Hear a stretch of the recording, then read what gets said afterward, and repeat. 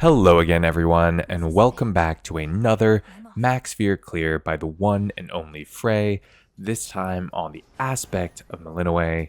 Torches, base torches, umbral flames, whatever you want to call them. We are rocking and rolling with the aspect that a lot of people know as simply a worse Moros. Now, there's a few different ways you can play this aspect, but a lot of them tend to be pretty hammer dependent. Like, for example, if you get one of the blaze hammers, I think that's the attack focused set of hammers, or you get some of the helix hammers, you can kind of pivot into each one. I think special spam is very strong, and I think it might be one of the safest or maybe like more unique ways to play it, at least compared to Moros. But overall, it is what a lot of people would consider a fairly underwhelming aspect. The damage is fine, especially because you do get the extra crits from the aspect bonus, but it doesn't necessarily feel super unique or like it has its own identity. And of course, when you start out a run with Gaigaro Stash, like Frey did here, you're going to be set for damage for a little bit, playing really nicely into this room with that little barrier. Got some nice cast damage. The cast isn't doing any damage, just nice cast placement as we move through here. Spam special, take advantage of Gaigaros hitting pretty much all the enemies. Omega attack when possible. A little bit unfortunate with the Gale barrier there, but this is a pretty terrifying room when it comes to all the small enemies and kind of having to dodge back and forth as you're spamming special. We love Zeus though. This is excellent. And of course, hitting Stormring was the absolute correct choice there.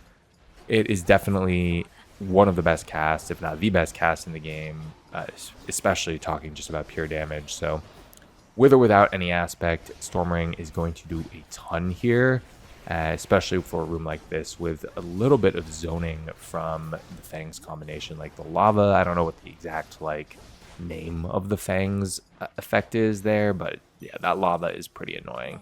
And we're straight into a hammer.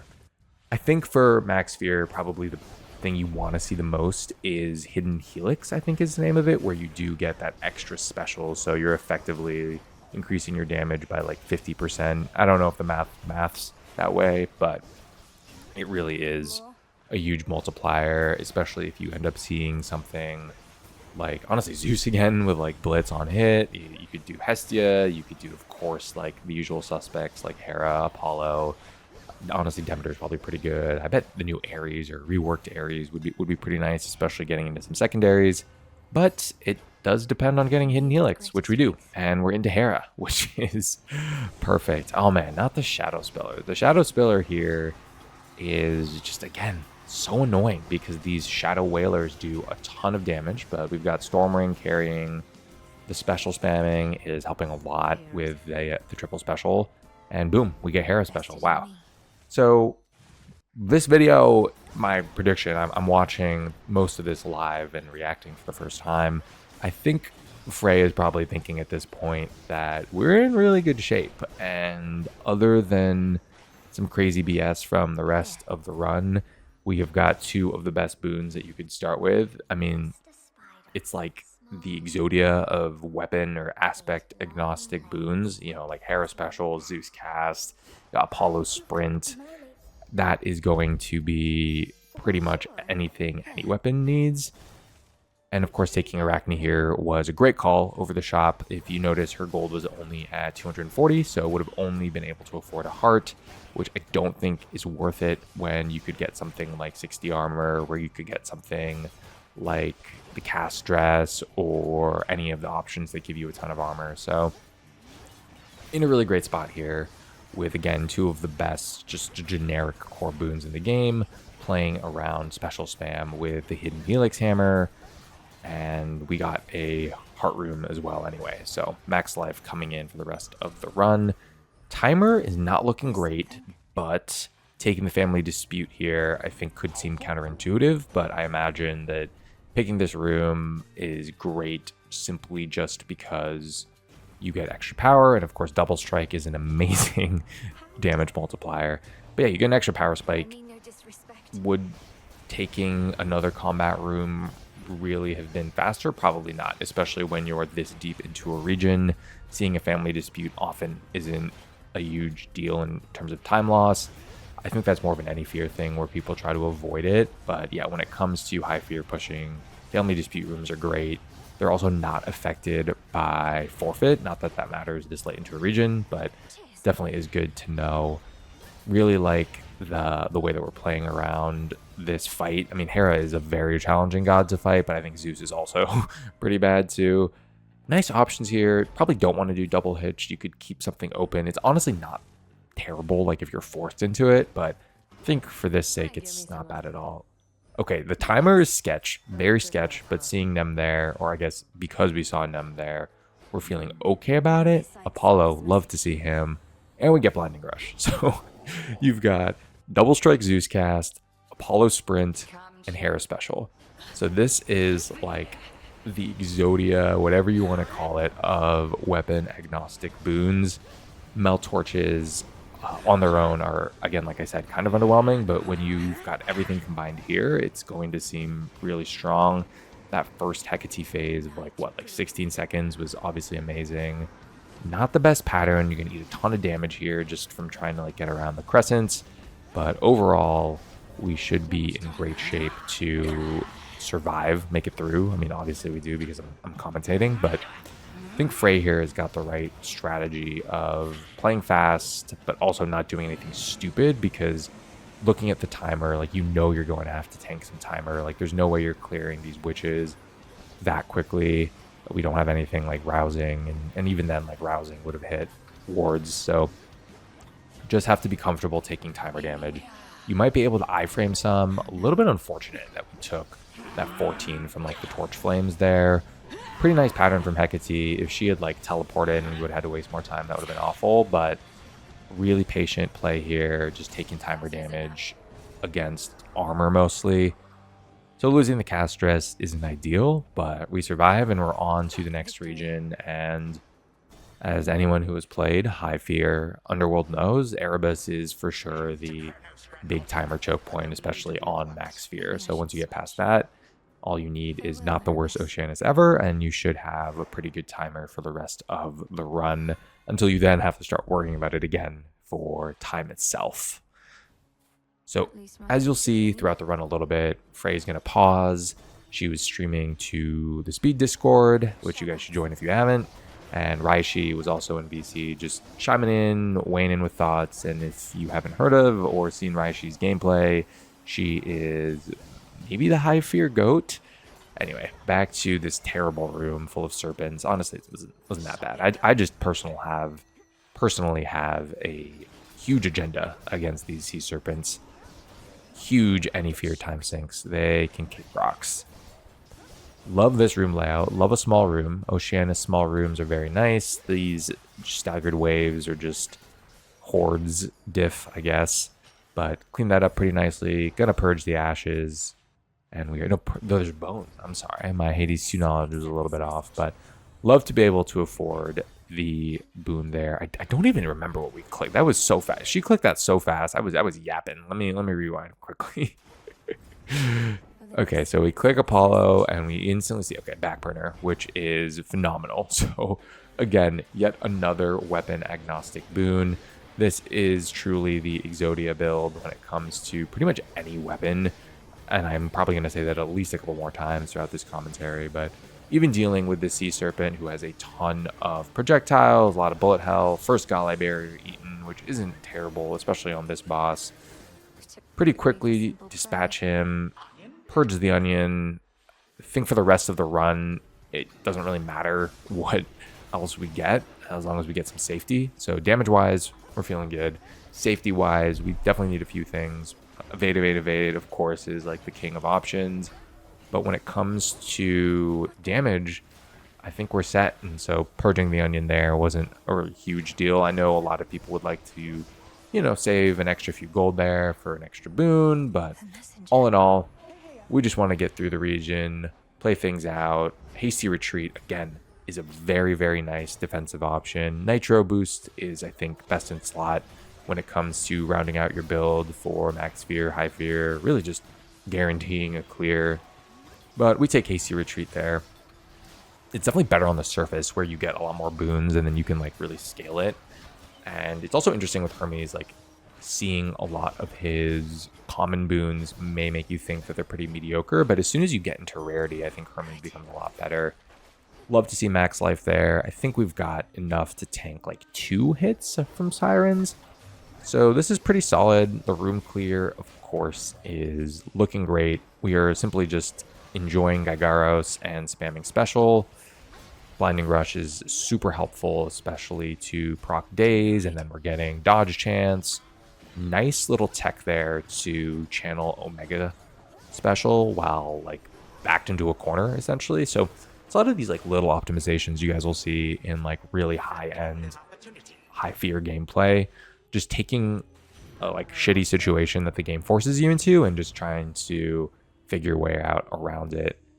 I think at this point, both are fine. Yeah, we don't really need a gain, so yeah, may as well take Scorch. It's another application of damage over time. I think for Sirens, you tend to tag them here and there because you're, dodging bullet hell. So you just want to make sure you're applying as much damage over time as you can. And yeah, between Zeus cast, Hitch, Hestia attack, this is a very nice build. If you had to ask me like what my favorite 4 gods are, I think it's probably this combination, at least on the majority of weapons. But yeah, as with any High Fear Sirens gameplay, really just like the best way to play High Fear Sirens is to get those 2 tentacles at the bottom, then kind of start working your way like counterclockwise, and then homing in on Roxy as soon as you can with safety, of course, because this pattern right here with the concentric circles, this is in geometry class, but with the circles, you want to make sure that you're bursting her down as soon as you can. Skilla is pretty annoying. Like, her patterns can really change the difficulty of the fight because she can really zone you with that. Her scream or like fast scream is extremely annoying. So just want to make sure we play safe and don't get trolled by her. Roxy featured artist is probably the best one to get in terms of safety. Like, I think a lot of people feel that both Charybdis and Jetty are just awful. I think Jetty is so unpredictable that it's just like beyond annoying to fight. What's actually really nice about Roxy is that I don't think she really uses or even can use the kind of circle pattern where she's like in and out, like get in the circle, get out the circle. No, wait, no, she wow, that was just straight up misinformation. So shows how much I play High Fear Sirens, or at least get featured Roxy. I feel like I've gotten featured Roxy like 2 times, but maybe that just shows how often I don't get to Sirens on High Fear. Anyway, enough about me. Back to this excellent gameplay. We're literally like not taking damage. I think we used a Gale block. Having Skilla out of the picture early was huge. I know a lot of people like to take care of Jetty, but if you can burst down Skilla early and stop her from zoning you with a lot of her annoying patterns, I think that's low-key a little bit better, because this right now is pretty nice. And thanks to Stormring, we can get out of this fight with like 0 damage. No, literally 0 damage taken. So nice job by Frey. Feeling great about this run. As long as we don't throw or troll in any of the fields rooms and hit EEE. Sash, by the way, great choice. Ooh, with the Splintered Shield. So we are starting off this region with 54 armor. And given how well Frey's playing, at least in this kind of like flow state gameplay, I imagine she's feeling pretty good at this point in the run. See a little bit of extra max life, extra security for Cerberus. I imagine we're going to end this run with an Antler, yet more armor.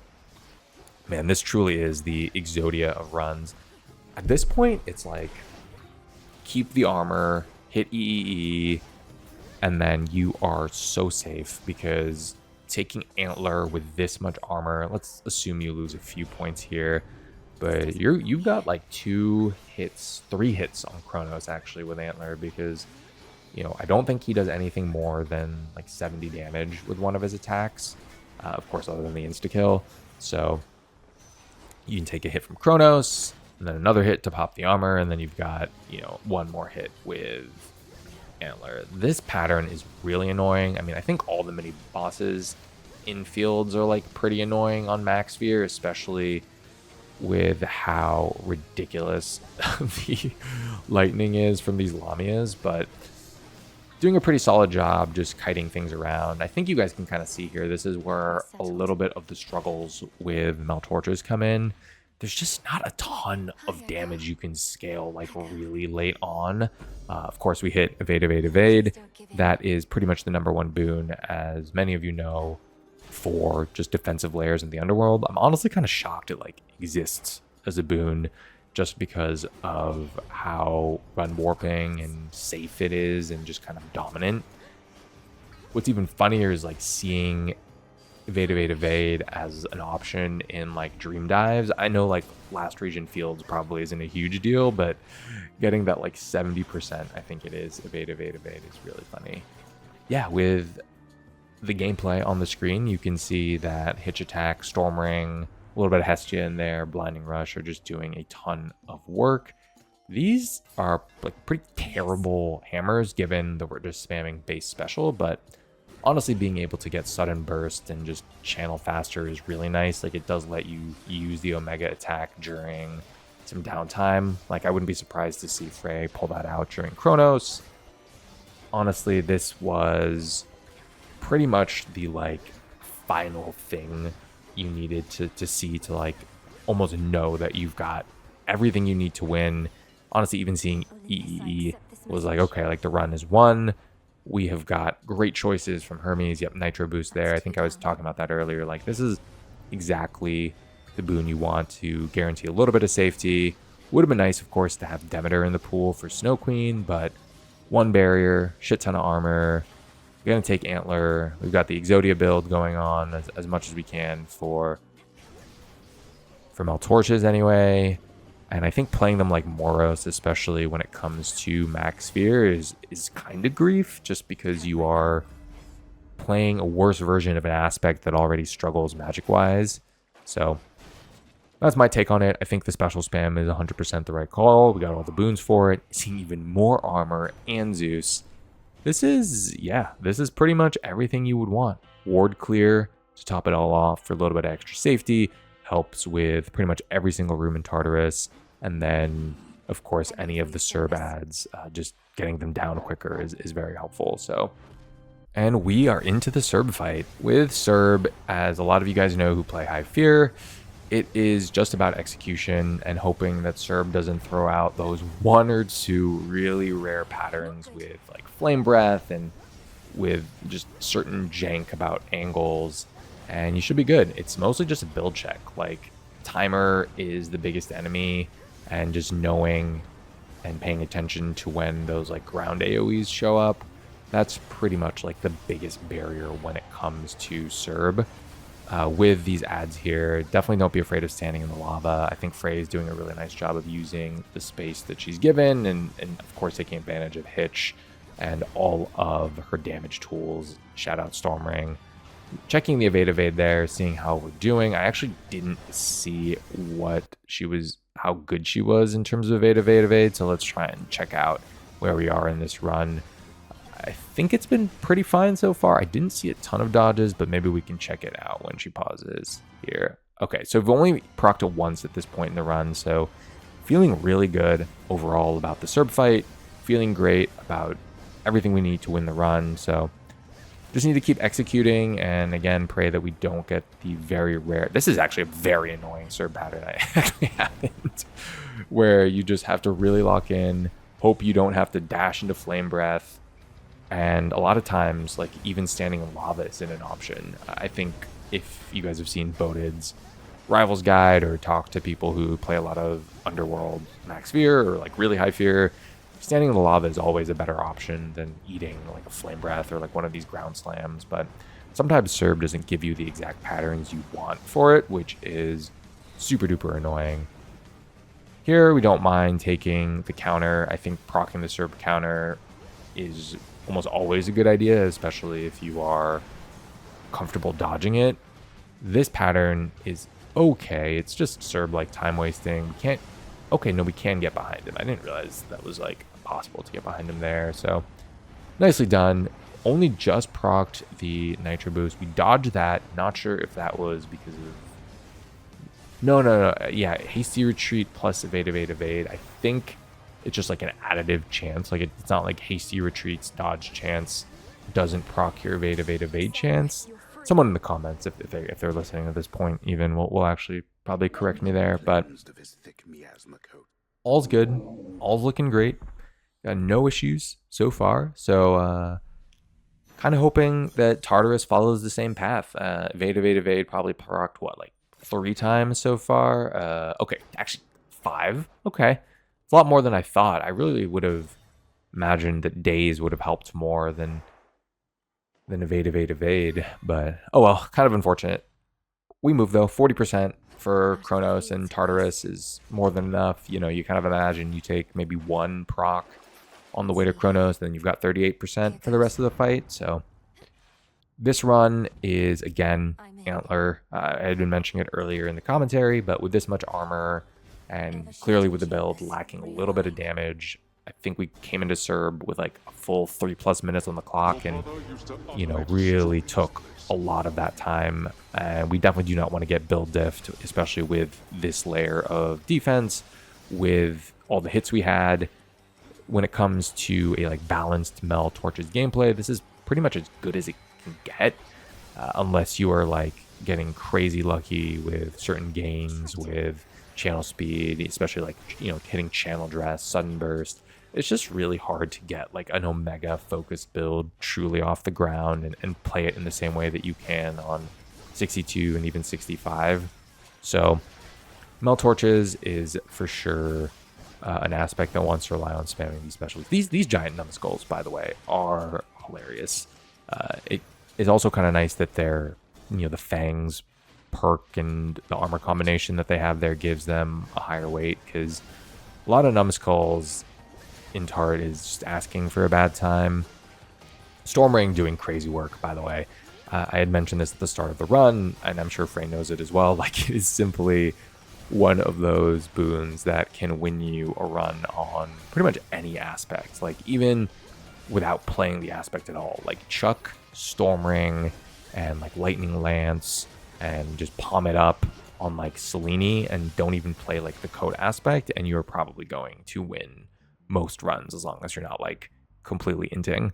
Speaking of not completely inting, Frey has been locked in for these Tart chambers. Taking a pause here, I think probably to talk to the VC, just ask Raishi if she has any insights or thoughts. I imagine that's what's happening there. But yeah, progressing through Tartarus. Unfortunate that we don't really have any skips. I mean, Nem is kind of whatever, and I think seeing her in Erebus was probably a bigger boost to the run than it would have been here.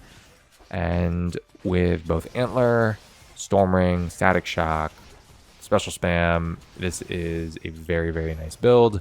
Looking like we will get to Kronos just over 3 minutes, I would guess. We have a decent amount of evade left. Kind of nice that we see 2 really good options. Unseen Ire and Life Tax are both decent, but given how much damage Kronos does, how much damage Kronos does, don't think Life Tax is necessarily going to help us a lot. And again, more damage is always good. For those of you who listened to the Melblades run, just getting more damage from something like Howling Soul. Actually, that would have been great there too, actually seeing Howling Soul. That would have been crazy.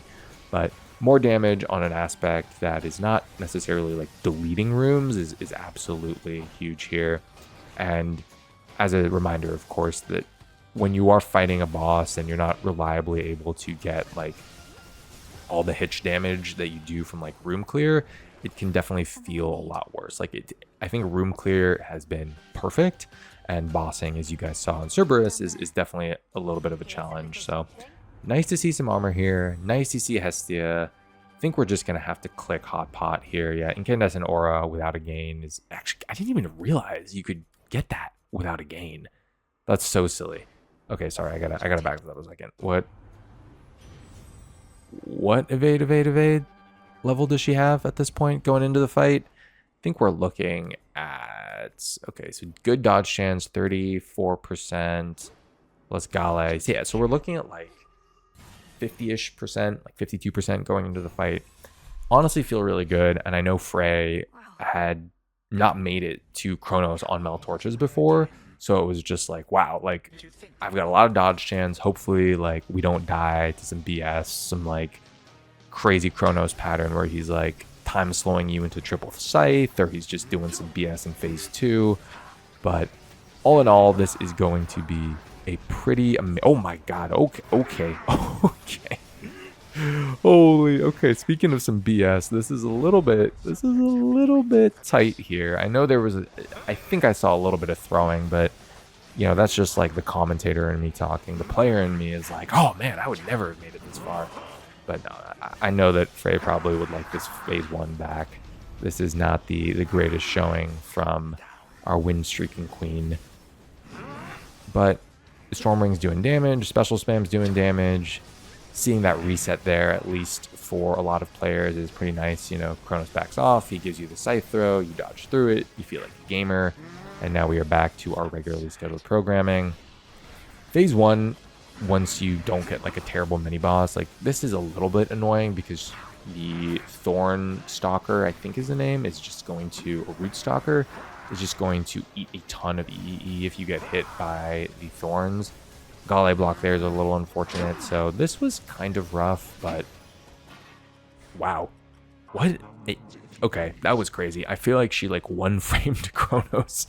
Basically, he was like trying to get off an attack and he instantly got phased. I mean, thank goodness, because I don't know if we had a EE proc there. I mean, the game could have certainly eaten a ton of damage. Okay, speaking of eating a ton of damage, we are using EEE. I think that was like 6 E's, but man, that boon is so crazy. I can't believe it's in the game. Stacks with Gale, stacks with dodge chance, but hey, take what you can get. Chronos P2 is much like any Fear, a build check. I think I mentioned this in a couple of other videos, but it really is just a damage check. You want to make sure you can burst him down. His patterns are very, very annoying to actually fight. So if you do not have a good build and you somehow made it this far, you are going to feel a ton of pain. Those big swipes, oh, thank you, Gale. Those big swipes are brutal, and yeah, again, getting hit by one of these attacks is rough. Thankfully, it wasn't like a big swipe or anything. And we are on to phase 3. So, like any phase 3 gameplay against Chronos, you want to dodge the cutscene, pick a direction, start running. Blinding Rush alone for this phase just makes it one of the best, if not the best, sprint in the entire game. Just being able to outrun all of that, pivot on a dime, and not have to worry too much about getting tagged by one of those cutscene lasers. This is very mean from Chronos, by the way. This is a very unfortunate set of patterns, but Frey's playing well. We've still got this barrier here. Wait, do we? What? No, I don't think we have any barrier. I think I'm tripping. Oh, you know what it is? Yeah, we do have the Nitro Sprint barrier because we were sprinting. As I'm trying to figure this out, I'm now realizing that the timer is a little clench at this point. We got 20 seconds. Chronos is half health. He's throwing out shit patterns. And we are not feeling great. At this point, you just have to full send in a measured way. Kind of like Hecate to kind of close the loop there, so to speak. Play smart, but also definitely ramp up the aggression. We have enough to hit timer, or sorry, tank timer. But yeah, this cutscene attack is pretty annoying. I'm sure Frey would have wanted to dodge some of those timer hits just as a flex. Wow, that was an insane scythe dodge. Holy, oh my goodness, actually gaming. This, wow. G fucking G. 2025, 69. Cannot believe the locked in lean forward clear that we just saw. Evade got depleted. It was probably like, what, like 20%? I think. Yeah, I think it says 20% right there. But what a run. That was absolutely insane. The dodge chance paying off in spades between Hot Pot, Hasty Retreat, EE, and of course our boy Gale. That was a lot of dodging, not a lot of damage taken, and a truly locked in, lean forward in the gaming chair moment. At the end, tanking God knows how many seconds of timer, as well as that insane triple scythe throw. Really well played. As you can see, If you want to clear max sphere on Mel Torches, simply hit the best boons in the game on any aspect. It's that simple. Thanks for watching. Talk to you soon. Bye-bye.